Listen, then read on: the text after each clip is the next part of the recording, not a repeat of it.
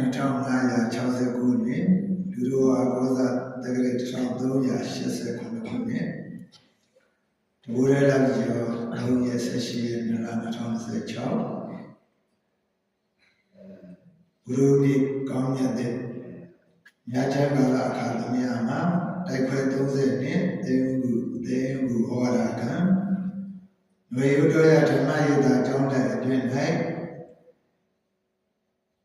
လာဇလာရိုင်းနွေရုတော်ရဓမ္မယေတာပရဏဆရာတော်ကမရဏစရိယဥဒ္ဓမသာရဤ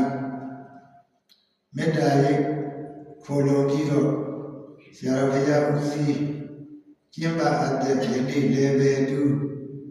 10ရက်အဋ္ဌံစကံဖွင့်ပွဲကျင့်ပါရဒီချိန်ခါမှာ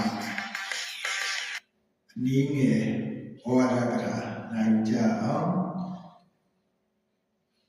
မိမိတို့10ရက်အဋ္ဌံစကံလေဘယ်တူ10ရက်အဋ္ဌံစကံဝင်ရောက်ကြမဲ့ပုဂ္ဂိုလ်ကြီးဆိုတော့မိမိတို့စိတ်ထဲနှလုံးသားထဲမှာဘုရားတရားတန်ခါယရဏသုံးပါးနဲ့ဆက်ရှင်တဲ့ယ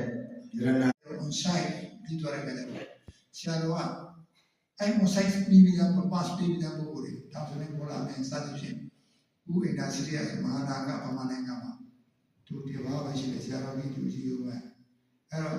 အမေရိကန်မှာတော့ဥဒ္ဓမပါတော့ပေါ့နော်မဟာနာကဓမ္မရှိအဲ့မှာသူတို့ကိုယ်တိုင်စေးထားတာဆရာတော်ကဒီလိုရိုးရိုးလေးရှိနေလို့မရနိုင်ဘူးကာမဆိုရှိတယ်လို့တက်တယ်လို့မရဘူးဒါကြောင့်ဆရာတော်ကိုယ်တိုင်လက်စစ်ပဲဆိုတာ on site and sit